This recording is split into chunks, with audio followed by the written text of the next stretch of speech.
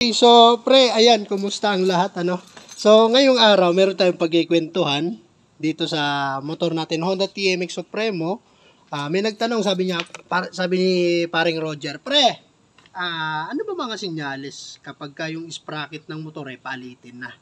So, yun yung pagkikwentuhan natin, ano? Since yung akin, magpapalit na rin din ako nito, kasi may nararamdaman na ako na palitin na yung ating sprocket. So, patungkol sa tanong na yon, yung mga sinyalis niya, eto, yung kadena natin, yung sprocket natin, visualize pa lang, makikita mo pala na dito kung yung sprocket manipis na, yung ngipin manipis na, no? Manipis na, malalim na yung hukay niya. Ito, pag manipis na yan, magkakaroon na ng clearance. Manipis na yung sprocket. Tapos, pag pinapaikot mo pa atras, o kaya naman, halimbawa, itutulak mo pa atras, no? Itutulak mo yung motor pa atras, yung kadena, parang pumapalag na, lumalagatak na. Yan. Sinyalis yun, na yung sprocket natin, palitin na siya. Ano pa ba? Siyempre, sa taon na rin, ilang taon din ang nagdaan. Ilang taon na rin servisyo niyan. Regular din yan na pinapalitan. Isa pa, yun nga, maluwag na, no? Malagatak na siya pag pinapaatras. Ayan. Kung bakit? Kasi yung sprocket dito, sa gawa nga ng manipis na siya, yung iba dyan, mataas, yung gitna, mababa, mataas, mababa, mataas, mababa. Meron yan meron yan ilan. Hindi na siya pantay, gaya yan. Ito, manipis na. Ito, mababa. Mataas, mababa. Ganun na nangyari dyan kasi pudpud na nga siya Yan. Tingnan mo ito dito. Ito ipapalit natin.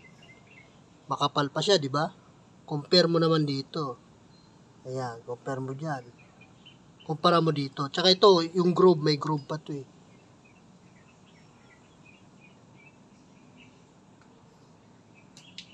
Hindi na may focus. Ito ipapalit natin. Dito. Okay. Ano pa? Sa akyatin, pre, yung iba pag sobrang manipis na talaga, dumudulas na lang yan. Gumaganon. Bakit? Naranasan ko yun nun May hiniram akong motor. Tapos yung akyatin yung pupuntahan namin. Sobrang matarik. Malit lang pati na iskinita sa looban yun Tapos akyatin masyado. May lugar na ganon. Ito, yung kadena na ito, gumaganon lang. Ito lang yung gumugulong, yung sprocket hindi. Yung naiiwan yung gulong Hindi siya sumasama. Kasi gawa ng sobrang nipis na ng ngipin, ng sprocket. Kaya gumagano lang siya.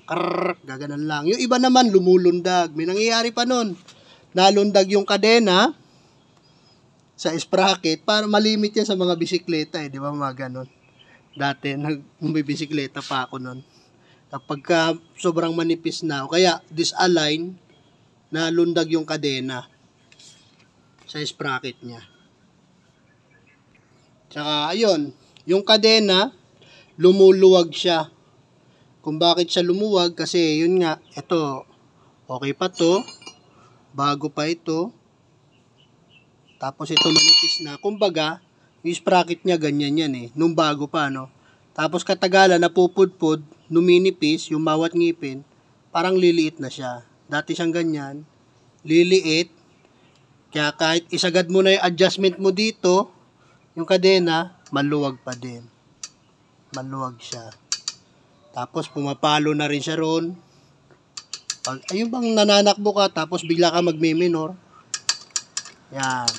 May gumaganyan ka maririnig. Sinyales na palitin na yung ating sprocket.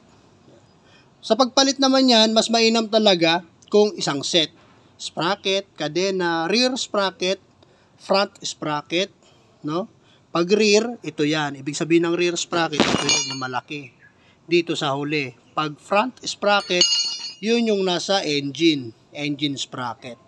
Yung size nito, kung tatanungin, yung stock, 1551 ito Yung stock niya, hindi maklaro.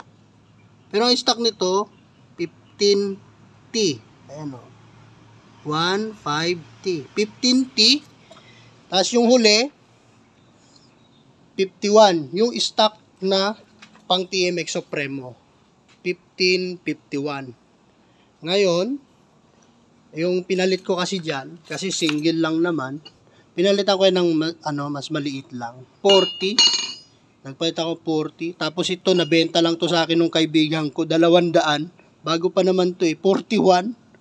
Ayan, 428. 41T.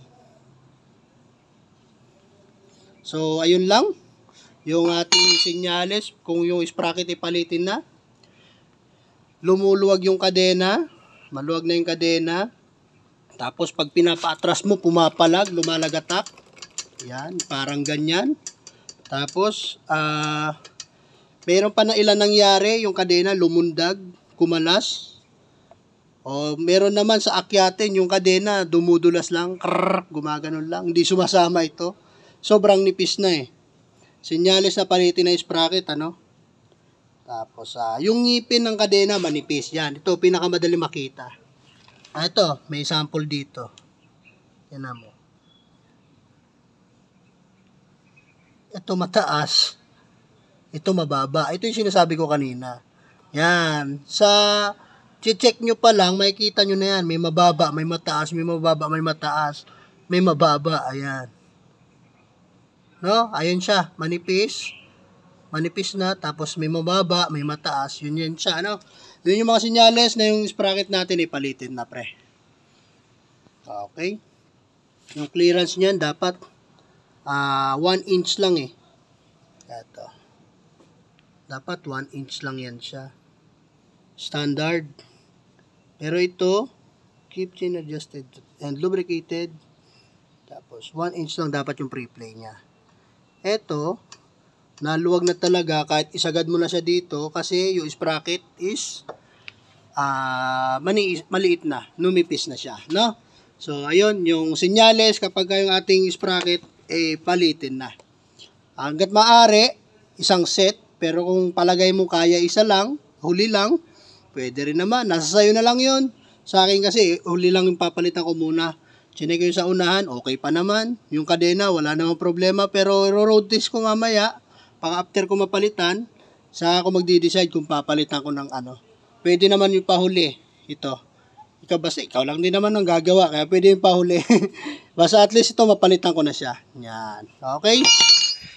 So, ayun lang. Yung ating discussion patungkol sa sprocket kung palitin na ba siya. Thank you. Bye-bye.